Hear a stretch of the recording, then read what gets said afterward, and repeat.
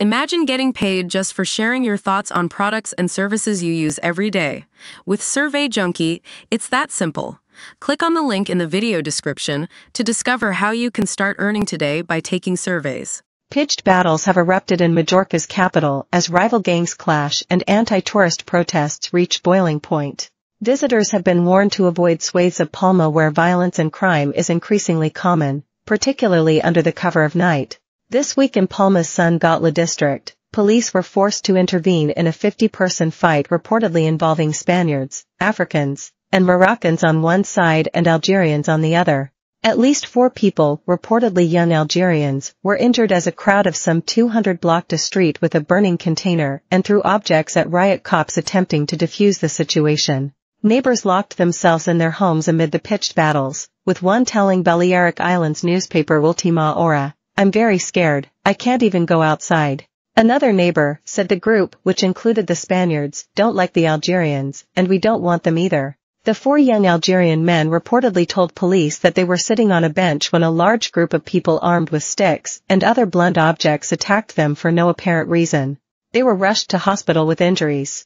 Neighbors reportedly said in reference to Algerian people who are living in San Gotla, either they leave, or we will throw them out. They have recently arrived and are trying to kick us out of San Gotla, Ultima Hora reports.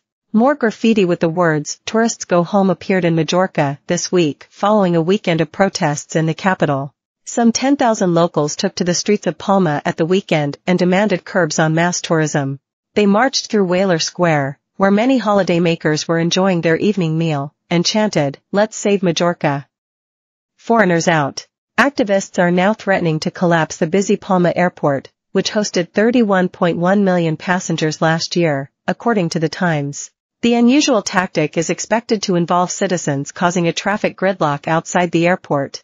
It comes after Brits appeared in footage to have been targeted near the airport by a local who chased them and slammed into their car.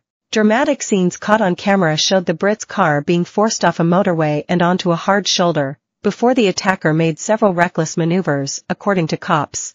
The Brits reversed up an on-ramp in a desperate bid to escape, but were followed by the driver who rammed into them then took off. This week, Mallorca riot cops were caught on camera firing rubber bullets at German football ultras in Playa de Palma. Tourists fled the scene in the Major Can Beach resort on Monday evening as cops attempted to break up a group of 50-odd people. Officers holding weapons were seen running after a group clad in yellow and black in front of horrified onlookers, with some cowering in side streets and running to other bars for safety. As the campaign against tourists continues in Mallorca, a list of some of the riskiest Palma neighborhoods for tourists have been revealed. The most dangerous, according to yes-mallorca-property.com, are Son Banya and La Soldat Nord. Son Banya is said to be a hub for drug distribution and has a high crime rate, while La Soldat Nord is the site of many thefts. San Gotla, where 4 Algerians were allegedly attacked this week, is one of the island's most dangerous neighborhoods due to its high levels of violence and drug trafficking. But theft and crime is also frequent in El Rafal Nu, El Vivero, and El Poligono de Levante, and extreme caution is advised in La Soldat Sud due to the frequency of crime and violence within it. It isn't just Mallorca, where anti-tourist measures are being implemented across Europe.